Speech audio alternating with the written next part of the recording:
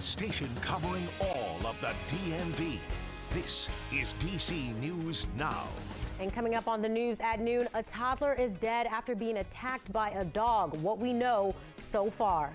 And later, a new program is aiming to boost work in the tech field right here in the DMV. How you could take advantage of this new course.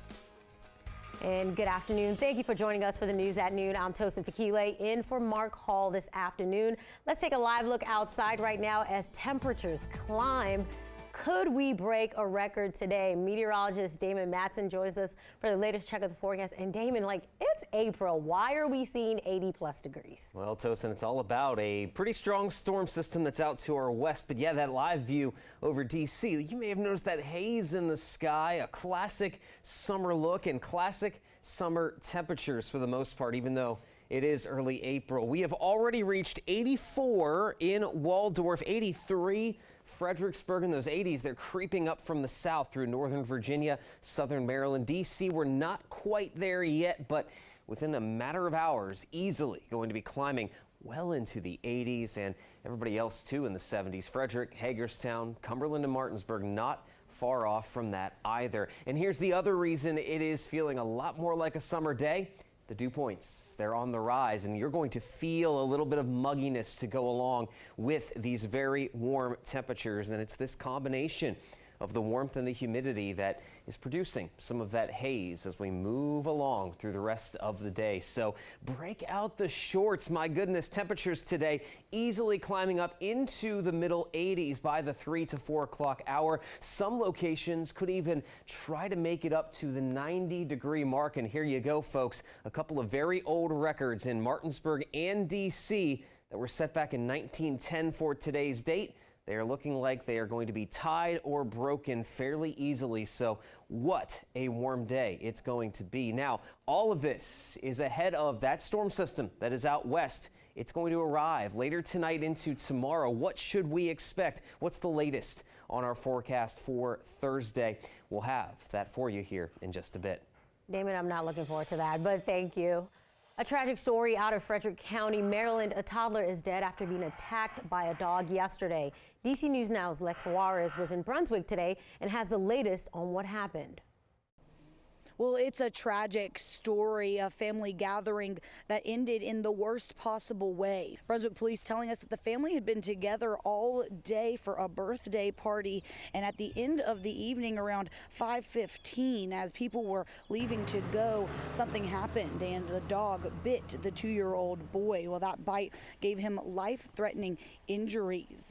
The police department say that while first responders were working to treat the bite wound, the child went into cardiac arrest. He was airlifted to a local hospital where he ended up dying. Right now, it is unclear exactly why the dog bit the 2-year-old. That is under investigation. Right now, the dog is with the Frederick County Animal Control, and that dog under quarantine for the next 10 days. Now, that quarantine period is part of a Maryland regulation that says that anytime a mammal bites a human, they have to be under quarantine to make sure there are no rabies or any other diseases present in that animal. Animal Control does tell me that they do not think that rabies played a part in this case.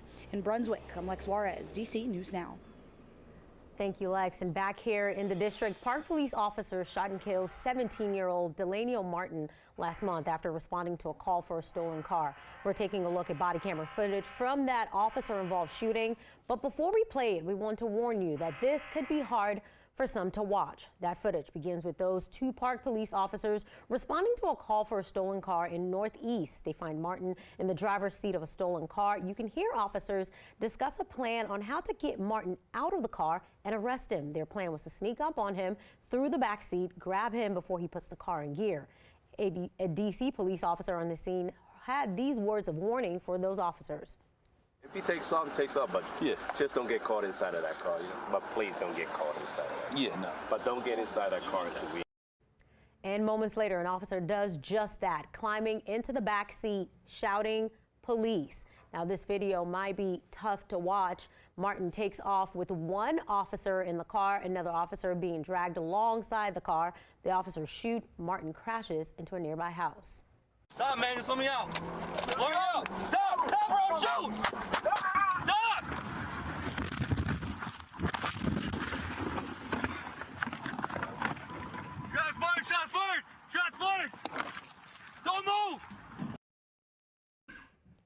Now, according to senior district officials, it's MPD's practice to not get inside a suspect's car.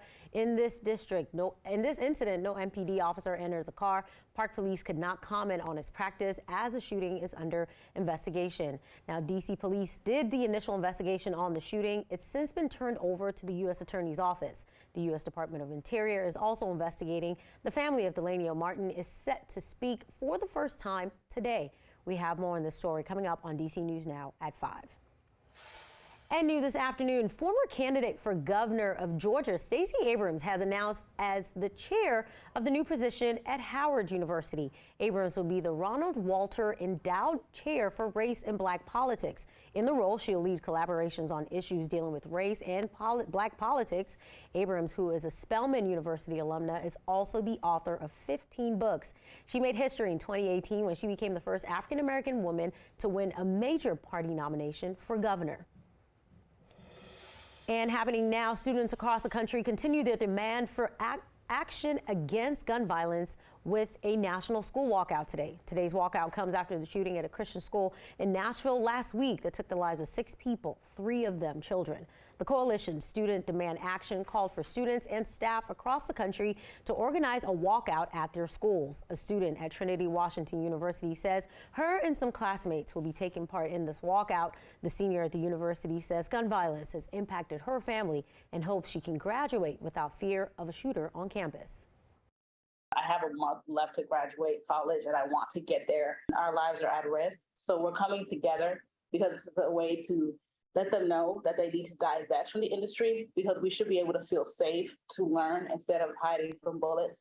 Because now we're not even sure we can go to college anymore. We're not guaranteed that. We're not guaranteed going home anymore.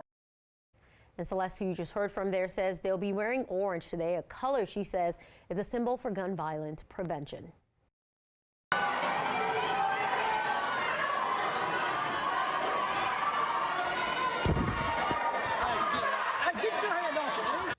And that video you're watching there is from the state capitol in Tennessee in Nashville. That fallout continues in Tennessee after thousands of students walked out of the class to advocate for gun reform.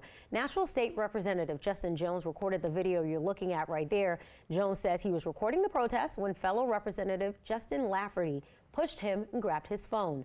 Now, Jones is one of 3 members who joined the protest this week, and they're now facing expulsion from the House. He says they've already lost access to parking, legislative building, and were removed from their committees. He's now urging colleagues to listen to the protesters. They're going to have to answer to all these people in here. This is about people power, and that the voice of the people will no better be silenced no matter what happens. This is what democracy looks like. This is why we were speaking up for the people. All these people are demanding us to act. A hearing to remove the politicians from office, including Justin Jones right there, is scheduled for tomorrow. Well, it's been closed for over 7 months now, and commuters finally know when it'll reopen. We're talking May 7th. What are we talking about? Metro's Yellow Line, which shuttered back in September of last year to give crews more space to work on some very old parts of the train system. Our DC News Now's Joseph Olmo took a trip to the tunnels to cover transportation for us and takes a closer look. Hey there, that's Washington, D.C. behind me. Ahead of me is Virginia, and I am walking right now on Metro's Yellow Line Bridge. It links Virginia with Washington, D.C. The Yellow Line Bridge and the Yellow Line Tunnel, both very old pieces of infrastructure, several decades old, and Metro construction crews have been working for months to upgrade them. Down some stairs, some more stairs, and even more, 9 flights to be exact, is one of the entrances to Metro's Yellow Line Tunnel, which since September of last year has gotten quite the makeover. Going from this to this. What you're looking at is a completely new steel lining of the 40-year-old tunnel, something that's preventing any leaks from occurring. Leaks that can turn into quite a headache for the transit agency. Metro's Tatiana Kochakova has been overseeing the project. We had a lot of leaks coming into the tunnel, and if we were not to repair the liner, the tunnel could have potentially flooded eventually, And if that would happen, so it would flood the entire core of our system. Now you got to remember, Metro's Yellow Line has been closed since last September. This is a line that connects people all the way up in Prince George's County, and it ends in Northern Virginia. So for people who have relied on this line, it's been quite the commute shakeup. If you live on a Yellow Line train and suddenly you're having to take your car or take a bus or, take a bike, that is 8 months of your life that is going to be extremely inconvenient. For Metro's part, they say they have done their best by providing more than 820,000 bus shuttle trips for those impacted by this shutdown, adding that when the line finally does reopen in May, travel times for those who have been affected by it could drop by more than 15 minutes. For sure, I get it. Things happen, and with a system as complex and old as this, you got to do maintenance, so I understand. And back up on the 3,000-foot-long bridge that crosses the Potomac, upgrades here included replacing nearly 100 bearings, which helped to support the weight of the trains. A shutdown that may have felt like an eternity for riders, but a critical safety upgrade for Metro. Reporting along the Yellow Line, I'm Joseph Olmo, DC News Now. And new at noon, a new program in Arlington is helping to grow the local tech and computing workforce here in the DMV. Amazon just opened its new skills center there late last year. They offer classes in a number of sought-after tech fields. This week, company partnered with Northern Virginia Community College for a free course. Students got hands-on fiber optic splicing training. Those are the kinds of cables that bring us our TV, internet, and phone service. Now, this kind of free training helped those students learn certifications. The course prepares them for a number of tech jobs. There's a lot of things out there that we need to learn, and especially when it comes to this age of technology, fiber optics is one of those things that if you don't know it and you're working in the IT field, most likely you're going to be left standing in the dust. And I'm in IT. I'm about to get my associates this spring. And so I was like, okay, this would be a cool opportunity to kind of learn something new because I didn't have much experience with fiber optics. And Amazon says this program is just one step towards its lofty training goals. The company says it wants to deliver free training to 29 million people by 2025.